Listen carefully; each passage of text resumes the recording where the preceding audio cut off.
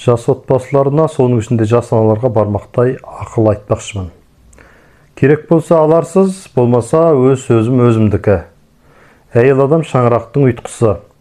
Отбасына жылу, жайлылық, энергия беретінде сол әйел. Ол үйде болмаса үй суып қалады. Тура мағынасында айтып отырмын. Ал ер адам түзге далаға бейім болғандықтан бар жоқ қатты біліне бермейді.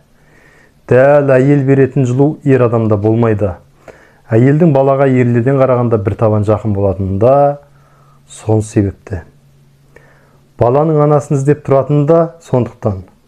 Бала жақсы тәрбиелі көргенді болып өсу үшін ең бірінші әйел адам жайлы болу керек. Бойдақтар, құлақтарыңа алтын сырға. Сосын бала үшін ең маңызды дүние үйдің тамағы, дастарханы. Қазақта ит аяғын жаламай тоймайды деген мақал бар. Қандай қымбат жерден ас жесең де, ол үйдегі анаңның немесе сүйген жарыңның қолынан жеген астай болмайды. Қазақ бала-шағаны сырттың тамағына, басқаның дастарханына үйретіп тәрбиелемейді.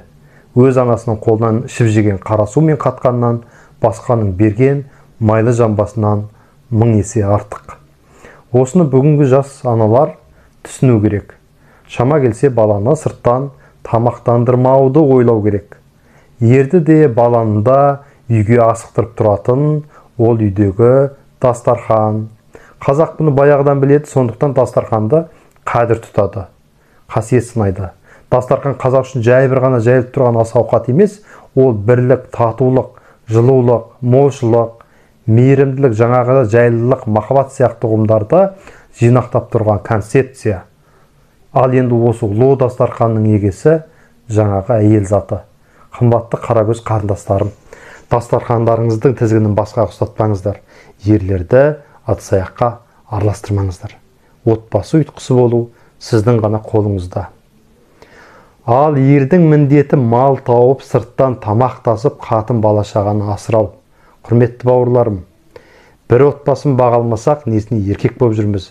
Желді осында отырып алып, мемлекеттік істерге араласып, елдік жайлы лепіріп көпіріп, сөйлеп отырып, бір отбасын асырай алмайтын болсаң, онда біздің азаматтығымызға сын болады. Сондықтан әркім өз міндетін білу керек. Сіздермен болған Нұрдәулет Есағазы, қазақтың тағда мінезі. Видео ұнаса лайк басыңыздар, таратыңыздар.